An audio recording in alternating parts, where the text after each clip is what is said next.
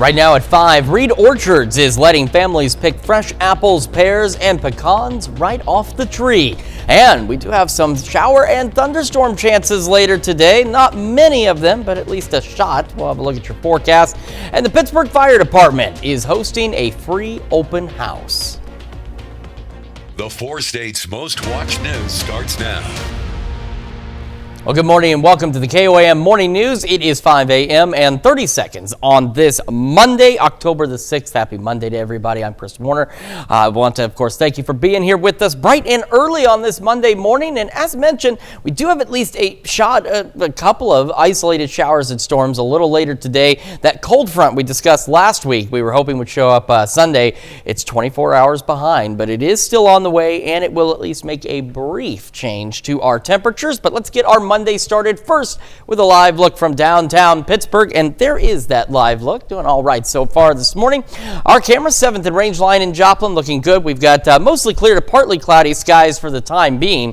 MoDOT camera, 20th and Range Line in Joplin, also looking good. Skywatch Storm Tracker, we've got this activity that is off to our west, and that's part of that front that's off to our west as well that will eventually bring us some isolated shower and storm chances and some cooler weather. So right now, unfortunately, none of this is really expected to make it into our area, but that front will be the trigger for the chance, at least, for some isolated showers and storms a little later today. Most of the day we will be partly cloudy. It'll be after 4 or 5 o'clock, and we'll start to have that front approaching, and we'll get an opportunity for an isolated shower or thunderstorm. So roughly from about 5 to 10, maybe 5 to 11 at the latest, we could get a couple of showers and storms in there. No severe weather is expected, and as you can see, whatever we see later today at this point is expected to be very isolated in nature. Now look at our temperatures out there. Not a bad start to the day. Some of us not too shabby. We're still above average. We got Sedan as the cool spot there, 58. We got low mid 60s out west, and a little further out to the east we get into the upper 60s with some 67s. We got Joplin, Carthage, and Bentonville at 67. A little warmer start for this morning. Kids heading out the door about the mid 60s, partly cloudy skies, low 80s by lunch and recess, and continuing into their journey home. We'll go about 70 by 9, 81 by noon. Our highs today into the low to mid 80s. We'll have a southeast breeze 5 to 10 ahead of that cold front. And again, after about 5, from 5 to 10, 5 to 11, we'll have a window for an isolated shower or thunderstorm. We also have some chances tomorrow morning, and that cold front will make a difference in our temperatures. We'll go over all those details with you here in just a few more minutes. In this morning's top stories, a local orchard is in the thick of the harvesting season. KOAM's Mitch Adams has more. As the seasons change, the harvest season becomes lucrative for local growers.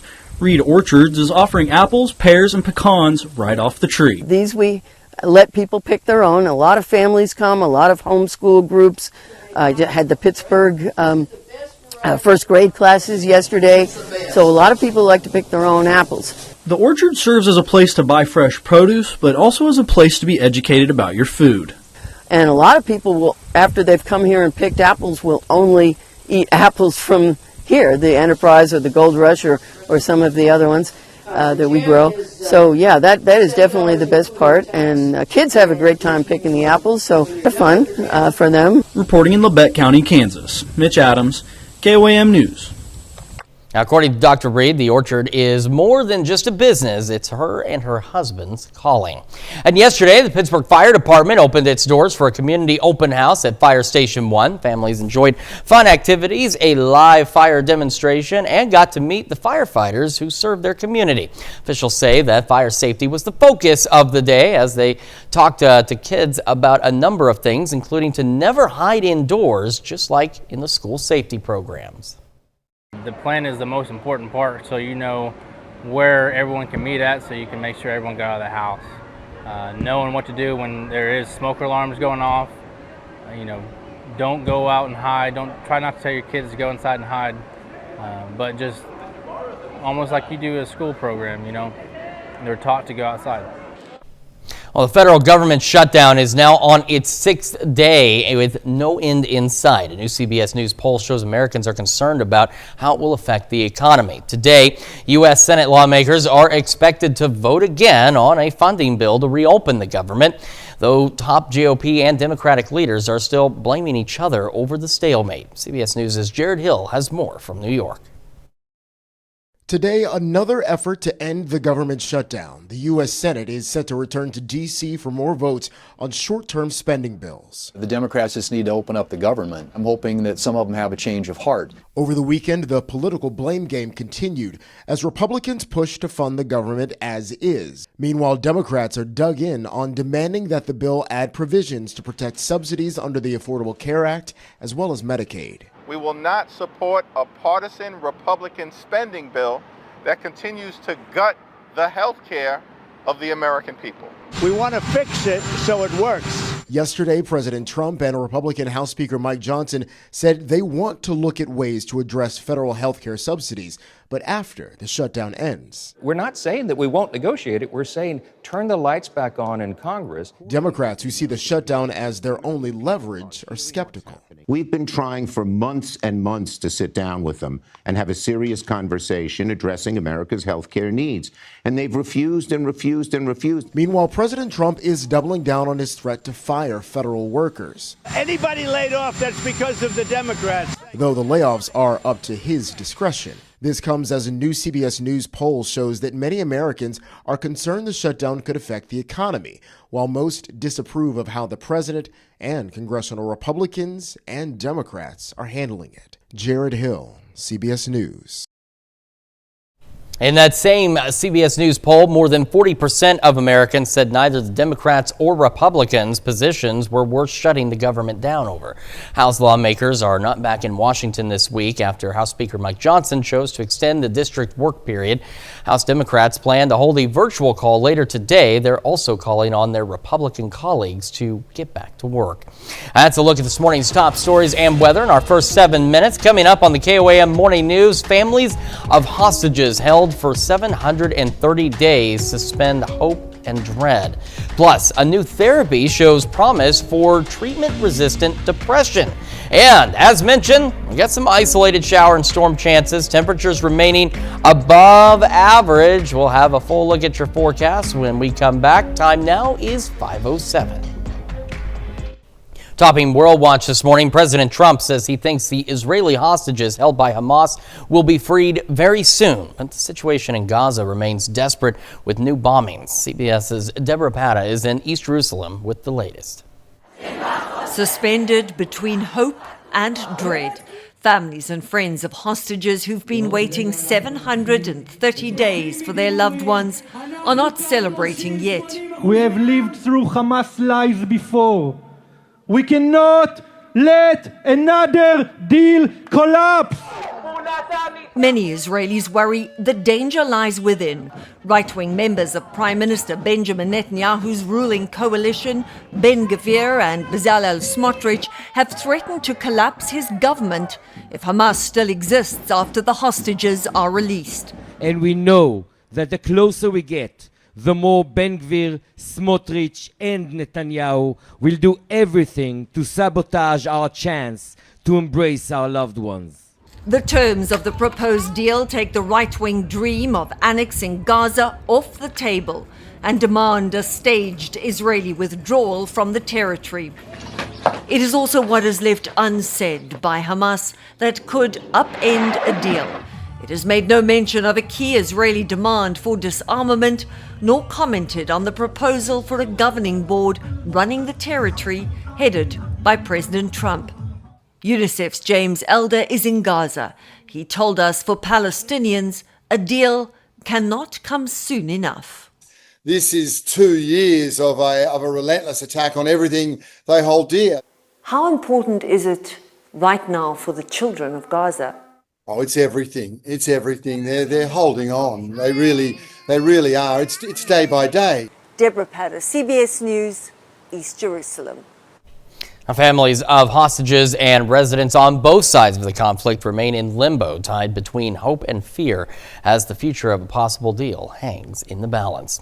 Still to come, the annual Porch Fest concert kicks off in the North Heights neighborhood in Joplin. Plus, we have that opportunity for an isolated shower or storm. Otherwise, another warm day out there. We'll have a look at your forecast when the KOAM Morning News returns. Time now is 5:12. We'll be right back. Well, North Heights Porch Fest took place this past weekend, and the event reconnected a Colorado man to his Joplin roots. KOAM's Mitch Adams has more. Music is something that has the ability to connect people, no matter your background. Mark Harris left Joplin over 30 years ago and originally had no plans to return. And I wrote a letter and said, you know, this is who I am. I said, I know a bunch of history about the neighborhood and about the house. And I said, if you're interested, you know, here's my telephone number. So it turned out to be William, who's actually in charge of Porch Fest. An organizer of Porch Fest had music planned for his own front porch, which belonged to Harris's grandparents for over 50 years. He's actually the one that kind of invited me and said, well, you know, I've got a girl that's playing on my porch.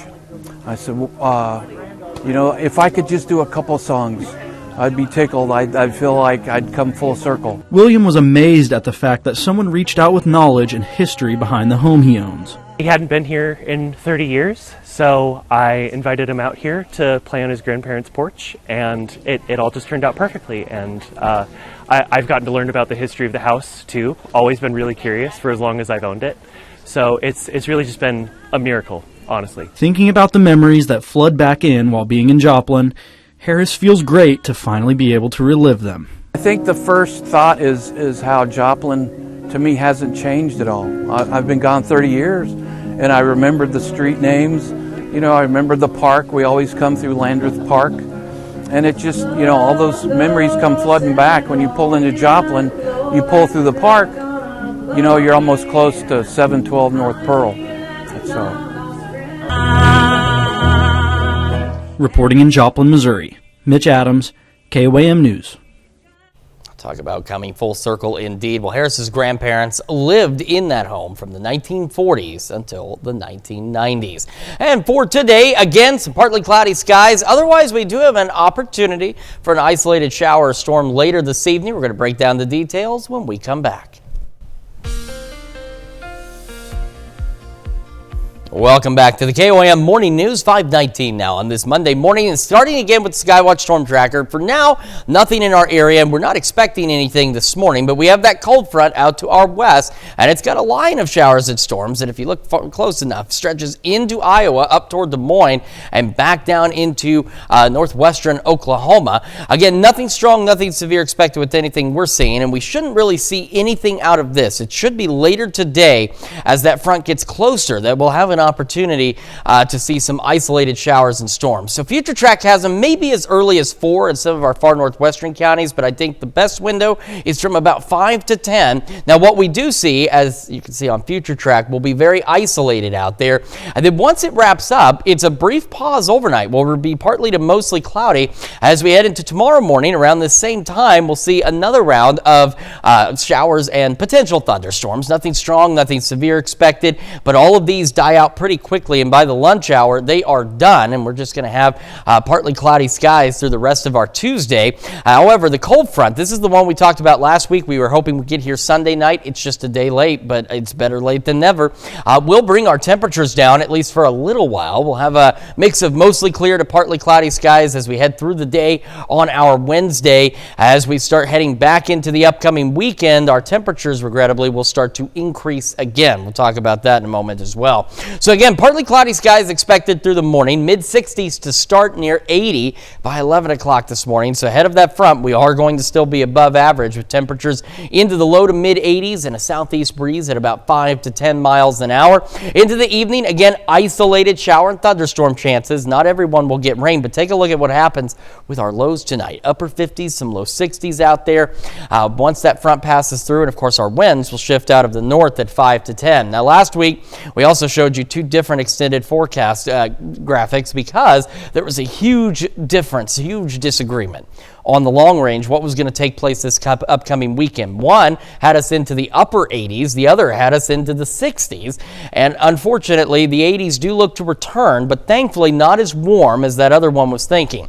So we'll go low to mid 70s tomorrow, mid 70s Wednesday, Thursday. Our temperatures do begin climbing heading into this upcoming weekend, so we start going upper 70s, low 80s, and as we head into next week, temperatures, they come back a little bit, but they're still above normal. We do have some some isolated shower and storm chances late Thursday into Friday morning, and then again a few isolated shower and storm chances next week. So our rain chances again overall not looking fantastic, but at least there are some rain chances out there over the next several days. So that looks pretty decent. And again, we'll take the low 80s. I'm sure we'd rather it was the 60s and 70s, but it certainly beats reaching near 90 degrees as we did several days last week. That's a check of your forecast. Switching over to Health Watch this morning. Whooping cough, also known as pertussis, can be fatal for infants. A Children's Hospital of Chicago study found most children under 2 months of age who catch the disease end up hospitalized. Doctors say vaccination of mothers during pregnancy is critical because it protects infants from developing serious complications. Whooping cough is currently on the rise in the U.S. And people with depression have a more difficult recovery from surgery. An Ohio State University study found that post-surgery, patients with depression didn't recover as well as patients without depression. However, people who took antidepressants to treat depression fared better. And the study also found people with depression end up paying more money for post-surgical care. And hope is on the horizon for patients struggling with depression. It's a cutting-edge treatment known as SAINT therapy. It's now being offered at the University of Iowa. The doctor spearheading the program tells Lauren Avenatti it's revolutionary for patients who haven't responded to traditional treatments. SAINT stands for Stanford Accelerated Intelligent Neuromodulation Therapy. It's a rapid-acting, relatively new treatment for major depressive disorder and treatment-resistant or treatment-refractory depression. This therapy uses brain scans to identify the areas affected by depression and then sends precise magnetic pulses to help those areas function better. We think now depression is probably a network illness, meaning it's not affecting just one part of the brain, but a whole network of interconnected regions.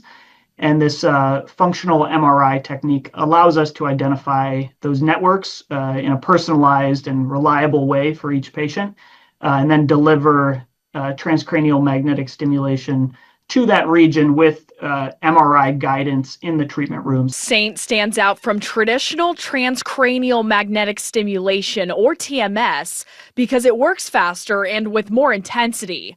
Early research shows that 80 to 90% of patients experience remission within a month of completing treatment. You compare that to other medications and to TMS, that's a much higher remission rate than we typically see. What's really exciting about this is that for at least a subset of patients, it seems to work very well, and it works very fast. Patients experience relief from symptoms like low energy, mood swings, hopelessness, and inability to find pleasure in daily activities, sometimes within just a few days. Symptoms are almost completely, if not completely gone in that group of patients. While SAINT is still being studied, researchers hope it could expand to other conditions. There's still a lot to learn about the treatment. We know, again, it works very well for at least a subset of patients. I think this is really going to revolutionize the way we think about treating psychiatric conditions and trying to get relief as fast as possible.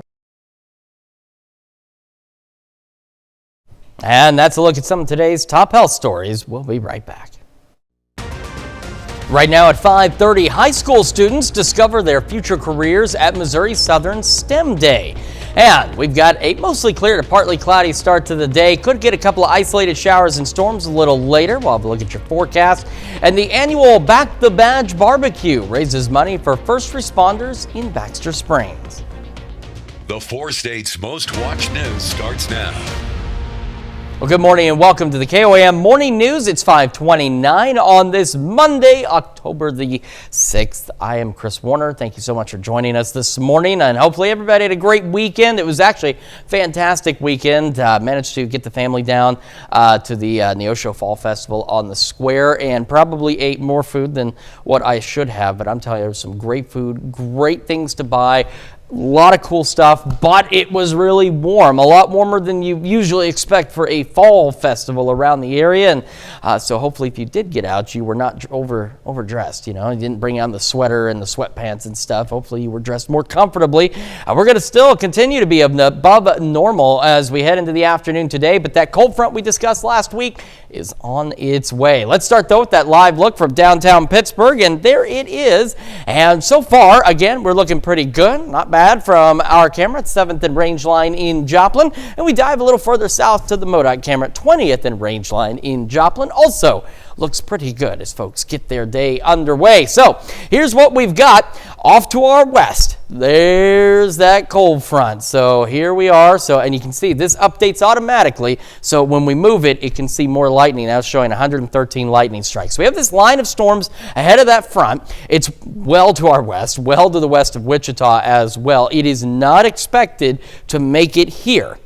Now, Mother Nature sometimes does her own thing, but at this point, it's not expected to make it here. In fact, we'll back it up, take it back west, so you can see it's really not even moving that much. It's darn near a stationary line of just recycling showers and storms in the same area. But that front will eventually make it here, which will start to give us opportunities for isolated showers and storms as we head later today. Now, future track is starting to show them as early as 4. Which is a possibility. This is going into like parts of Greenwood County. I think the best chance for our area is going to be from about 5 to 10 tonight. But again, these are going to be isolated. As you can see, it's not rain everywhere all at once, but at least we do have some shower chances out there, maybe even a couple of rumbles of thunder. The other good news is no severe weather is expected with any of this activity because we don't need it for sure, but we do need that rain. All right, cool spot still Sedan sitting at 58. We've got low mid 60s out across southeastern Kansas, northeastern Oklahoma. And we have some mid to upper 60s as you head a little further to the east with Carthage, Joplin, and Bentonville all tied up in the warm sector at 67. Skids heading out the door. We're looking to be about the mid 60s. We'll go 81 by lunch, 83 as they head home. And as I mentioned, if that line does what it's expected to and starts to die out, we should be dry through most of today. It'll be later, after 5, that we'll start to have those isolated shower and storm chances. We're looking at about 70 by 9, 81 by noon, and our highs today a little better, but still above normal, low to mid 80s out there with a southeast breeze at 5 to 10 miles an hour. Now, thanks to that front, as it passes through, we should get another round of at least some isolated showers and storms about this time tomorrow morning, and it also, of course, it's a cold front, brings our temperatures down. We will have more on your full forecast here in just a few more minutes. In this morning's top stories, students get their hands dirty with real science at Missouri Southern. Missouri Southern State University welcomed more than 200 students to their campus for a STEM Discovery Day. Now, the purpose is to prepare and inform high school students about career fields involving science, tech, engineering, and math. Students participated in different sessions, including a forensics lab, a liquid nitrogen ice cream lab, and more. It kind of helps, like, seeing all the different body insides of body parts kind of helped to see if I'd actually be able to handle it or something in the future. I think a lot of students don't realize how interconnected the STEM fields are, and so because you're really interested in this one area, you're probably going to have to take classes in others. STEM Day also included sessions about genetics, microbiology, and environmental health. And the annual Back the Badge barbecue fundraiser took place in Baxter Springs. The goal is to get new equipment for the Baxter Springs Police and Police Reserve. Residents could donate any amount and receive a barbecue sandwich, pickle spear, chips, and a drink. Merch and a raffle were also available with a custom fire pit as the prize. Blessed with how much support we will get. Right now we're just opening up for the day, but we will sell out. They will come by. There will not be a scrap of food left. There will not be t-shirts left. Our support from our communities is overwhelming. We want to thank our community for the support they give us, and we look forward to being there for them when they need us and the support we can give them when they need it. All the proceeds went to the BSPD and Cherokee County Reserve Departments. And a Missouri family is demanding answers after a devastating crash possibly involving an off-duty St. Louis police officer. And now he's in critical condition fighting for his life. As Justina Colonel reports, many questions still remain unanswered. Caught caution tape still lingers in South St. Louis. Yellow reminders of what happened here. It's devastating. You know, you never wish bad things on good people. Police first said after midnight a truck driver was driving south on Morgan Ford with a green light and made a left on River to Pear. At the same time, a scooter was riding north when the crash happened. But we only learned this through a tipster, that the truck driver was an off-duty officer who's not hurt. Now we've asked police multiple questions who remain tight-lipped. We asked, is the officer on leave? Will there be any charges or citations issued? And will they share any surveillance footage or body camera footage from the responding officers? As for the scooter driver, 49-year-old Gabriel Rodriguez is fighting for his life. Families say Rodriguez was leaving second shift and heading home from work. He's bubbly. He has a bubbly personality. He's always smiling. I never really see him upset. His coworker, who's staying anonymous, saw Rodriguez the day of the crash. He's just overall, he's a good guy. He's always willing to help. It's taken an emotional toll on a lot of us. Family acknowledges his commitment and care, his coworker even knowing his love for his mom. I know that he does take care of his mother. After his dad died, Rodriguez tends to his sick mother. But now, Rodriguez is in the hospital with an amputated foot and medical staff reviving him twice during multiple surgeries. Just that we're wishing for the best. That's a look at our top news stories coming up this half hour on the KOAM Morning News. Local food pantries are bracing for impact and why a government shutdown could leave more families turning to them for help. Plus, Cracker Barrel fires the design firm behind its failed logo change. We'll have the latest. You're watching the KOAM Morning News. Time now is 5:36. We'll be right back. In Consumer Watch, Apple has removed several tracking apps that alert users about immigration and customs enforcement sightings in their area. The decision came after a request from the Department of Justice. In a statement, Apple said it took down the apps, including one called Ice Block, after communication with law enforcement saying they violated App Store guidelines. The Trump administration has argued the apps pose a threat to ICE agents, a claim the app's creator describes as patently false. Cracker Barrel has cut ties with the San Francisco design firm behind its failed logo change. The company hired Profit just 7 months ago to refresh its brand, removing the iconic man in overalls and barrel from its logo. After strong online backlash, including from President Donald Trump, Cracker Barrel quickly reverted to its original design. The firm was also behind plans to modernize restaurants with white walls and new decor, a project now scrapped after trial runs at 4 locations. And while Washington, D.C. is battling with the current government shutdown, the ripple effect is being felt nationwide. That includes Iowa, where some food pantries are struggling to help those in need. Marcus McIntosh reports. We'll definitely see an uptick in the number of families that are coming to receive services. Patty Snedenkisting is the CEO of the Urbandale Food Pantry.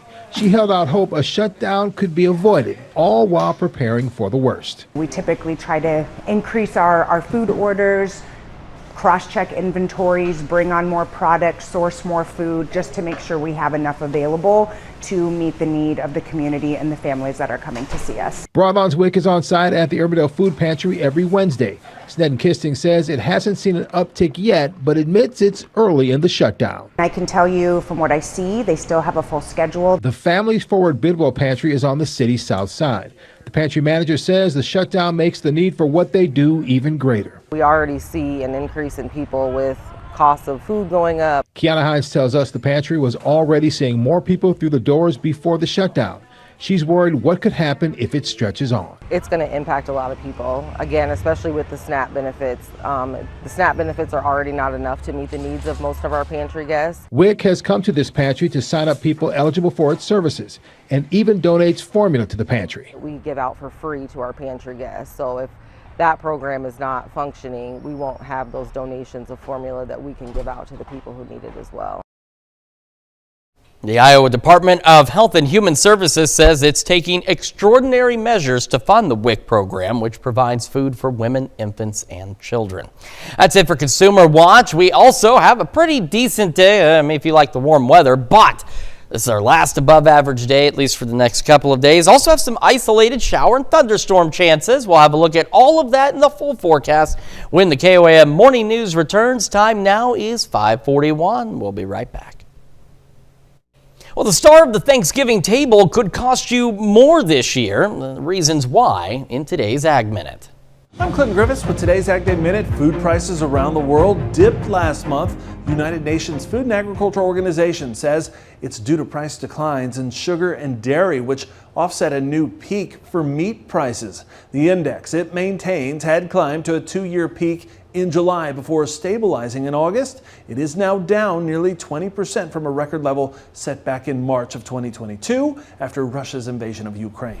But you could be paying more for your Thanksgiving turkey. The American Farm Bureau Federation warning that economic factors as well as disease challenges have driven wholesale turkey prices up about 40%. While prices may be higher, their analysis shows there will be enough birds to meet demand, and Thanksgiving specials are likely to be offered by retailers. Now, poultry farmers are battling a combination of diseases impacting the industry, including avian flu, which has affected more than 18 million turkeys since 2022.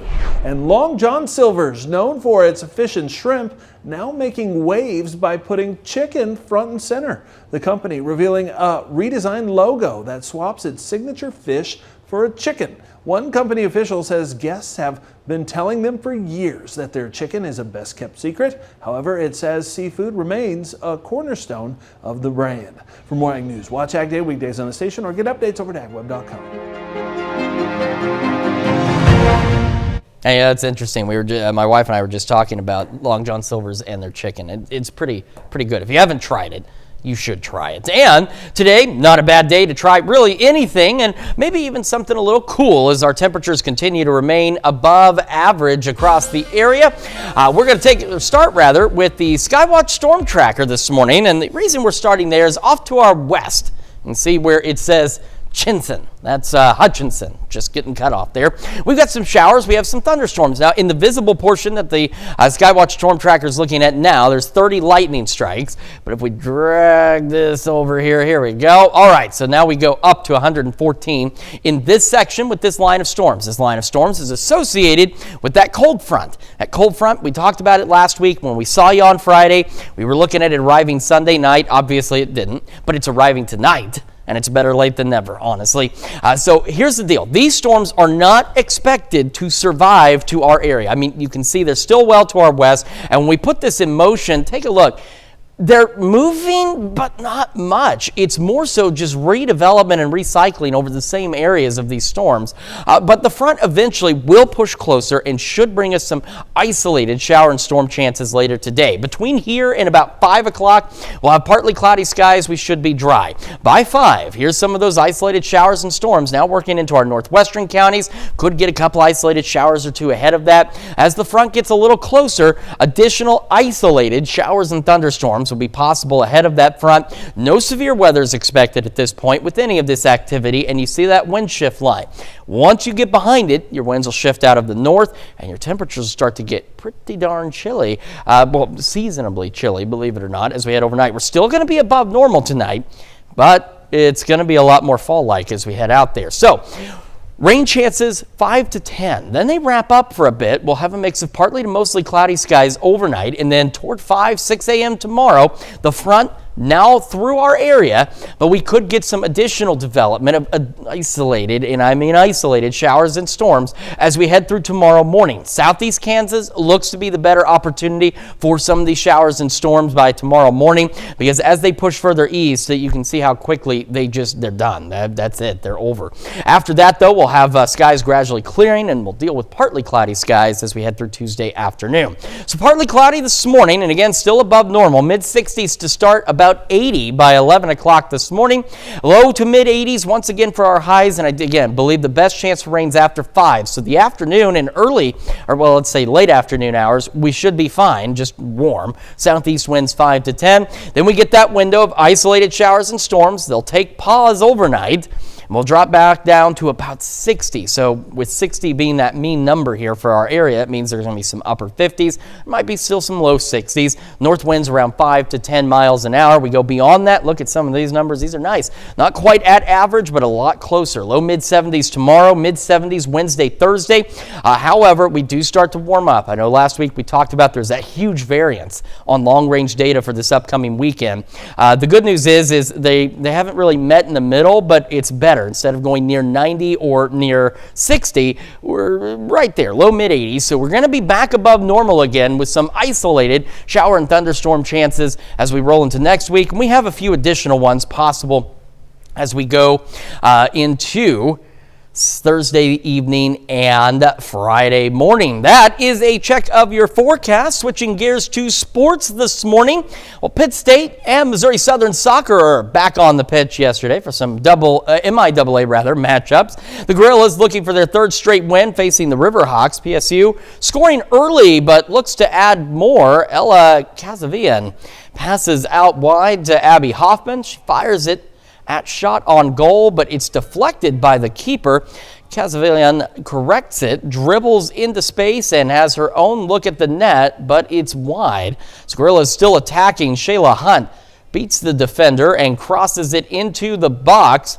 And Casavillian has another look, but it sails over the net. PSU dominating time of possession. They have a free kick in Riverhawk territory.